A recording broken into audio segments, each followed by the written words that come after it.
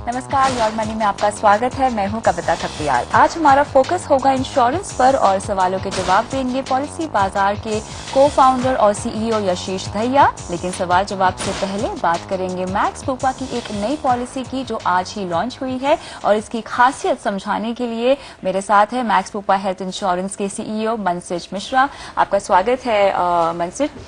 बताइए, ये जो आपकी पॉलिसी है जो आपने आज लॉन्च की है, इसकी खासियत क्या है, इसके फीचर्स क्या है और किन के लिए ये पॉलिसी है?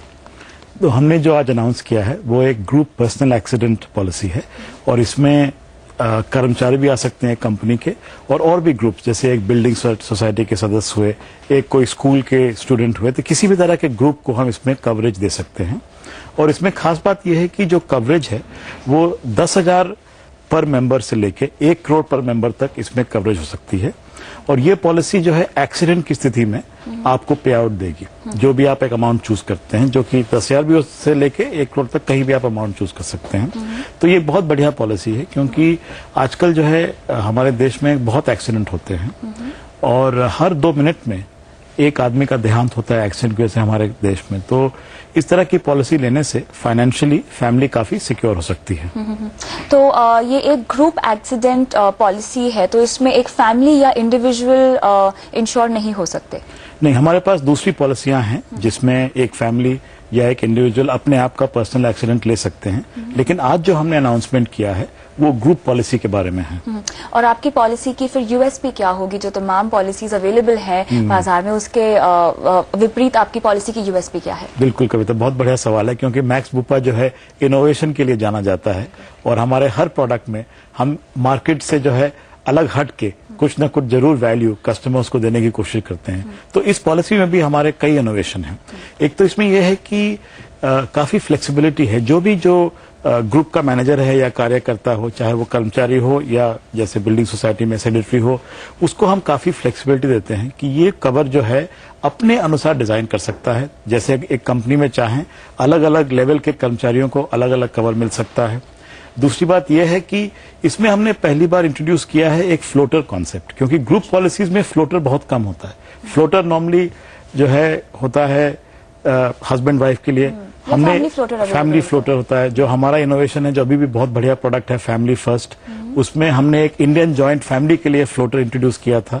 और अब जो है हम उसी कॉन्सेप्ट को और आगे बढ़ाते हुए एक ग्रुप में भी फ्लोटर लेके आए हैं। तो इसमें सबसे बड़ी बात यह है क्योंकि हर आदमी जिसका भी मिसफॉर्चून, जिसको भी जो है अनफॉर्चुनेटली एक्सीडेंट होता है, उसकी सिचुएशन अलग होती है, उसके फैमिली की सिचुएशन अलग होती है, उसकी जरूरत अलग होती है और वो इंश्योरेंस कंपनी को समझना बड़ा मुश्किल होता है। इसलिए हम इस पॉलिसी में एक ऐसा पॉट ऑफ मनी क्रिएट कर रहे हैं, एक ऐसी जो है धन की राशि देंगे जो इस ग्रुप को मैनेज करता है उसको, कि वो अपने डिस्क्रेशन पे, अपने दिमाग और अपने एनालिसिस के हिसाब से एक्सीडेंट की स्थिति में एक तो जो कवर है, जैसे आपने मान लीजिए 1 लाख का कवर देना है तो वो तो मिलेगा ही, अपने मन से वो सिचुएशन टू सिचुएशन अपने डिस्क्रेशन पे वो फ्लोटर अमाउंट से कुछ पैसे निकाल के किसी इंडिविजुअल मेंबर को दे सकते हैं। ये एक बहुत बड़ा फ्लेक्सिबिलिटी हम दे रहे हैं और ये जो है मार्केट में किसी और पॉलिसी में इस तरह का ग्रुप फ्लोटर कॉन्सेप्ट नहीं है। इसमें और भी कुछ इनोवेशंस हैं, जैसे इसमें अगर मान लीजिए किसी की हड्डी टूट जाती है, चाहे एक्सीडेंट में इन्वॉल्व हो या वैसे भी कोई गलती की वजह से, मिसफॉर्चून की वजह से अगर कोई हड्डी टूट जाए, उसके लिए इसमें एक कवर है। और जैसे बताया लेवल, तो ये जो हैं जो फीचर्स हैं वो यूनिक हैं इस पॉलिसी के बारे में। बिल्कुल, ब्रोकन बोन्स का कवर मैंने अभी तक तो नहीं सुना।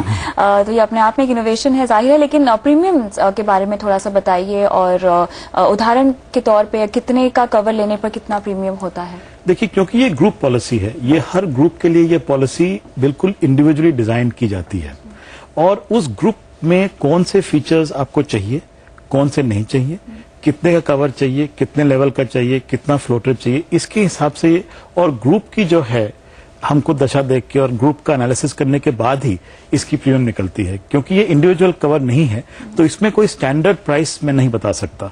इसकी प्राइस जो है ग्रुप को एनालिसिस करने के बाद इसकी प्राइस निकलेगी।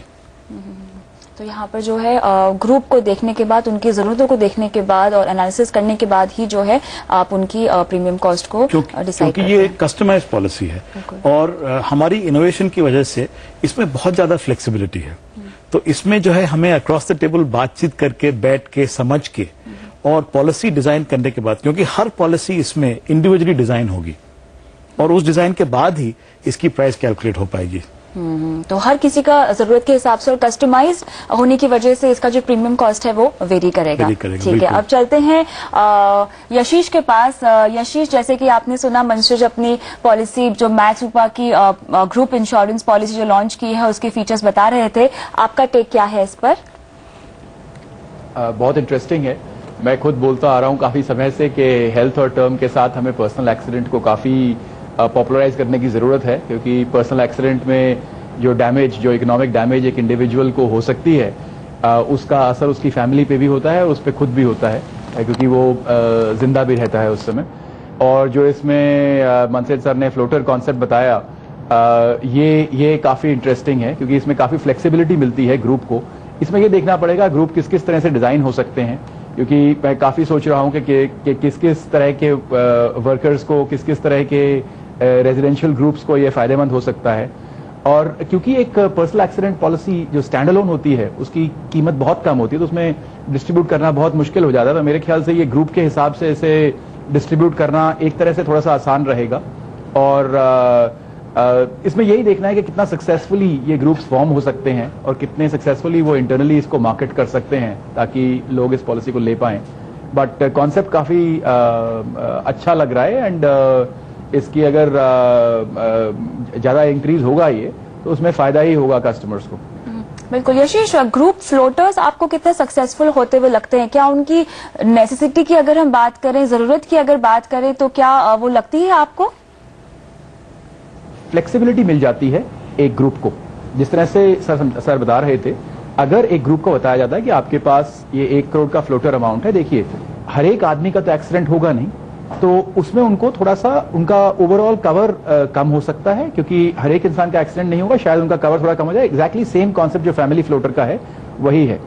अगर आप एक एम्प्लॉइज ग्रुप है या आप एक रेजिडेंशियल ग्रुप है, तो आपका एक एज बैंड है और उसमें जहां तक फ्लोटर से आपका प्रीमियम कम आ सकता है और उसका बेनिफिट इंडिविजुअल मेंबर्स को मिल सकता है, तो वो मेरे ख्याल से एक फायदेमंद बात है। बेसिकली पूलिंग ऑफ रिस्क है और ये रिस्क एक ग्रुप लेवल पे पूल हो रहा है इंस्टेड ऑफ इंडिविजुअल लेवल पे पूल होने के लिए। और जहां तक एक्सीडेंट्स की बात है जो कवर किए गए हैं, उसमें ब्रोकन बोन्स भी, जैसे कि उदाहरण के तौर पे मनसिज ने यहाँ पर बताया, तो ये आपको कैसे लगते हैं? देखिए, बोन्स का ठीक है, मैं वो एक वैल्यू हैड है, अच्छी बात है।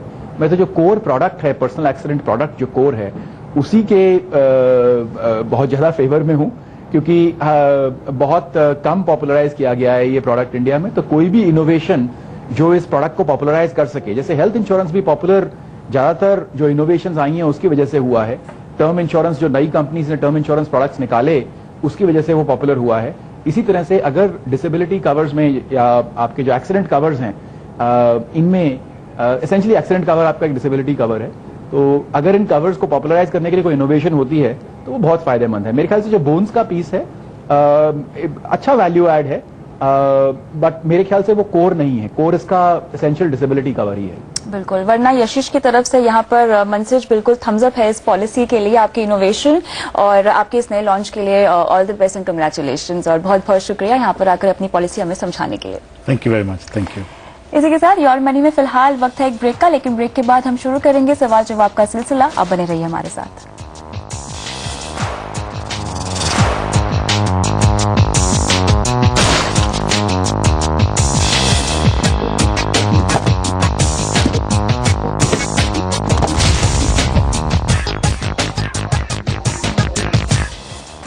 योर मनी में आप लेंगे इंश्योरेंस से जुड़े सवाल, और इनके जवाब देने के लिए हमारे साथ हैं पॉलिसी बाजार के यशीष धैया।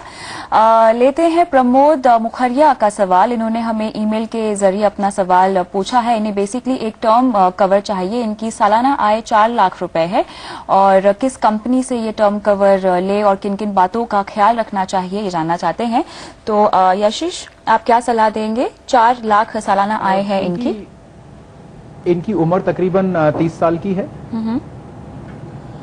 तो अगर 4 लाख की इनकी आय है तो तकरीबन 40 से 50 लाख का कवर लें कि 30 साल के हैं, इनकी इनकम बढ़ती रहेगी, थोड़ा सा लगता है कि इनकी इनकम बढ़ेगी, काफी यंग है अभी भी।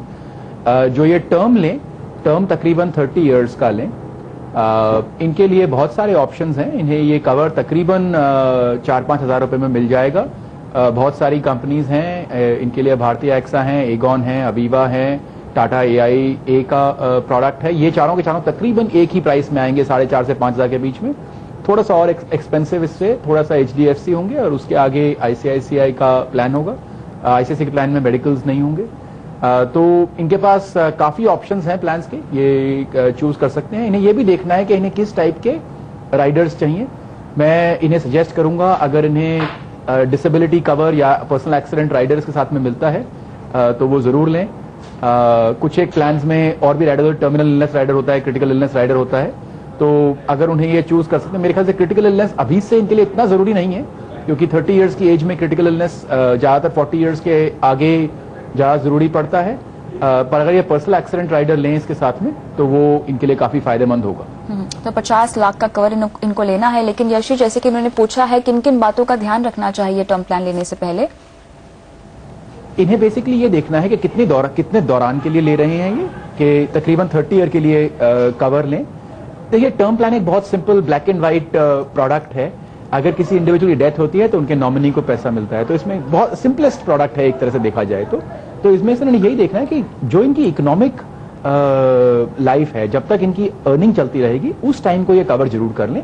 इन्हें साथ में ये तो तकरीबन 10 times to 15 times of current income depending on age. अगर बहुत यंग है तो 15 टाइम्स ले सकते हैं, अगर थोड़े से ओल्डर हैं तो 10 टाइम्स ले सकते हैं। और अगर इनके पास कोई लायबिलिटीज हैं तो वो इन्हें कवर करनी चाहिए। वही देखते हुए मैंने इनकी एज देखते हुए और 4 लाख रुपए इनकम देखते हुए 50 लाख रुपए का कवर सजेस्ट किया, और इन्हें 30 ईयर की ड्यूरेशन लेना है। इन्हें साथ में अपने एड ऑन कवर्स जरूर देखने चाहिए, क्योंकि इनके लिए पर्सनल एक्सीडेंट कवर और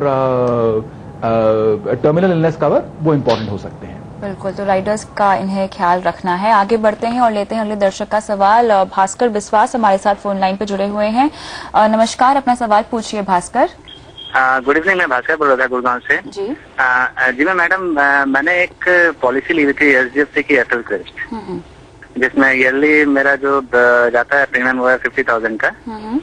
तो मुझे काफी जगह से फीडबैक मिला है कि मतलब ये पॉलिसी अच्छी नहीं है। और रिसेंटली मैंने होम भी परचेज किया है, ठीक है, जिसके लिए मैंने SBI से करीब 18 लाख का लोन लिया हुआ है।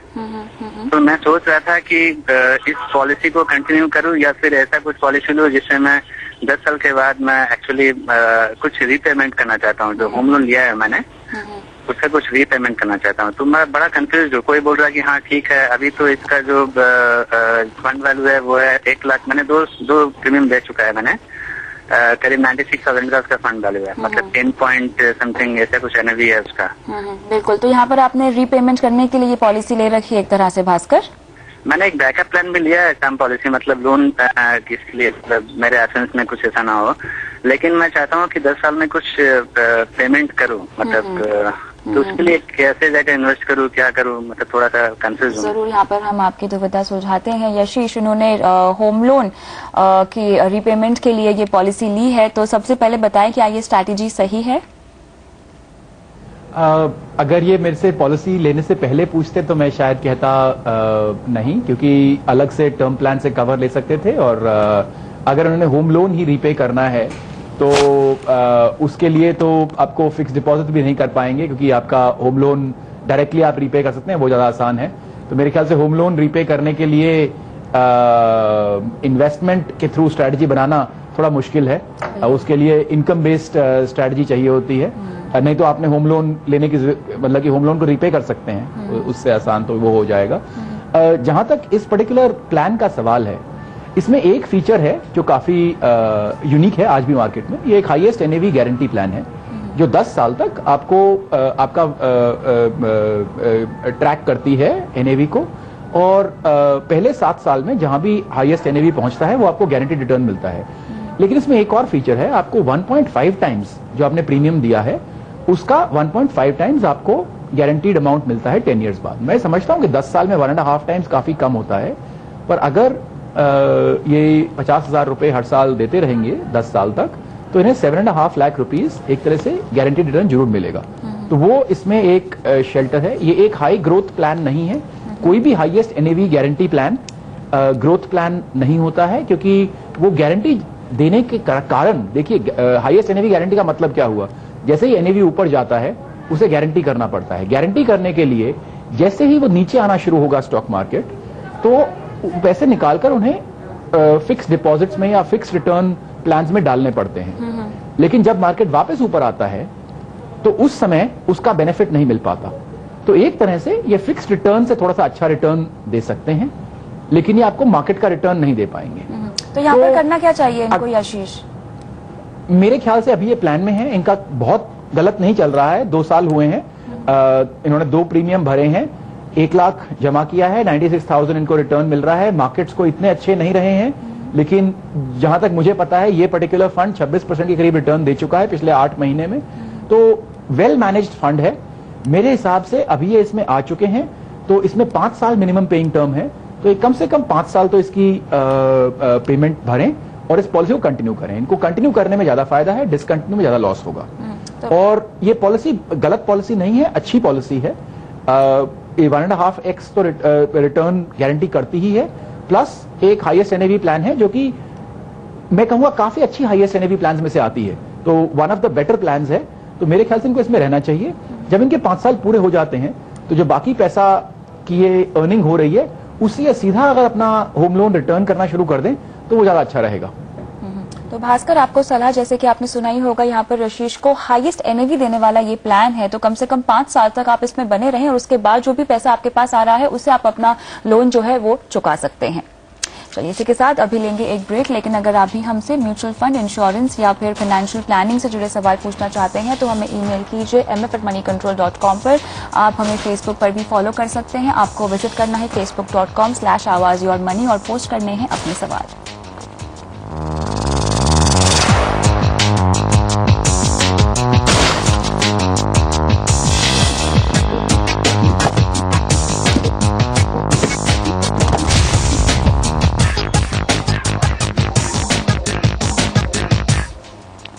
और मनी में आज हमारा फोकस है इंश्योरेंस पर और सवालों के जवाब दे रहे हैं यशीश धैया। अगला सवाल हमें पूजा ने गुड़गांव से ईमेल किया है। इनकी उम्र 25 साल की है और इन्होंने एक पॉलिसी यूलिप प्लान लिया हुआ है HDFC young star super premium का। सालाना प्रीमियम ये भरती है 30,000 रुपए और सम अश्योर्ड इस पॉलिसी का है 3 लाख। लॉक इन पीरियड है 5 साल का। अब यशीश, इन्होंने जो है 2 इंस्टॉलमेंट्स दे दी हैं इस पॉलिसी की और इन्होंने एक और बात लिखी है कि जब इन्होंने ये पॉलिसी ली थी तो इन्वेस्टमेंट के पर्पज से ली थी और लेते वक्त इन्होंने इस पॉलिसी की डिटेल्स अच्छे से नहीं पढ़ी थी। अब जानना चाहती हैं कि क्या इसमें बनी रहें या जल्द से जल्द निकल जाए, तो क्या सलाह देंगे आप इन्हें? नहीं, बने रहिए प्लीज। एक बार आप किसी भी पॉलिसी में घुस जाते हैं, ज्यादातर चार्जेस फ्रंट लोडेड होते हैं। आपके पहले 2-3 साल में 70% ऑफ चार्जेस लग चुके होते हैं। अब आप उसमें जा चुके हैं तो प्लीज उसमें कंटिन्यू करिए। कम से कम जब तक उसमें सरेंडर चार्जेस वाला नहीं है तब तक तो कम से कम कंटिन्यू करिए। 5 साल तक जो लॉक इन पीरियड वाला होता है वो पूरा करिए। इसमें एक बहुत अहम बात यह है, इसके थोड़े से फायदे भी समझ लीजिए। ये पॉलिसी एसेंशियली इस तरह से काम करती है, अगर किसी भी इंडिविजुअल जिसने ले रखी है ये पॉलिसी, उनकी अगर एक्सपायरी हो जाती है या कोई उनको क्रिटिकल इलनेस हो जाती है तो इसमें 2 वर्जन्स हैं प्लान के। इसमें एक वर्जन में पूरा पैसा जो आपका सम अश्योर्ड है वो नॉमिनी को इमीडिएटली मिल जाता है और उसके बाद जितने भी प्रीमियम होते हैं वो कंपनी भरती रहती है और आखिर में जो आपकी फंड वैल्यू होती है वो आपके नॉमिनी को दोबारा से मिलती है। और जो दूसरा वर्जन है उसमें भी यही फॉलो होता है, लेकिन पूरा 100% पैसा पहले मिलने की बजाय उसमें स्प्लिट हो जाता है। तकरीबन 50% पहले मिलता है, 50% बाद में मिलता है। तो ये 2 वर्जन है इस प्रोडक्ट के। इसमें ये समझना बहुत जरूरी है कि इसमें आपने क्या क्या राइडर्स ले रखे हैं। इसमें फैमिली इनकम बेनिफिट है, इसमें वेवर ऑफ प्रीमियम है, इसमें बहुत सारे राइडर्स हैं। ये राइडर्स बेसिकली क्या होते हैं, जैसे वेवर ऑफ प्रीमियम होता है, इसका मतलब अगर कोई दुर्घटना हो जाती है तो उसके आगे प्रीमियम नहीं देना पड़ता, लेकिन पॉलिसी चलती रहती है। आपका जो फैमिली इनकम सपोर्ट राइडर है उसका मतलब है कि ये तो होता ही है, साथ में कंपनी फैमिली को कुछ इनकम भी हर साल देना शुरू कर देती है। तो ये राइडर समझने बहुत जरूरी है। बिना राइडर समझे प्लीज पॉलिसी मत लीजिए, पर अब आप एंटर कर चुके हैं तो कंटिन्यू करिए। बिल्कुल, तो इसे बने रहने की सलाह दी जा रही है। पूजा को बहुत बहुत शुक्रिया यशीश, दर्शकों को अपनी सलाह देने के लिए। और योर मनी में आज के लिए इतना ही, लेकिन आप बने रहिए CNBC आवाज के साथ। नमस्कार।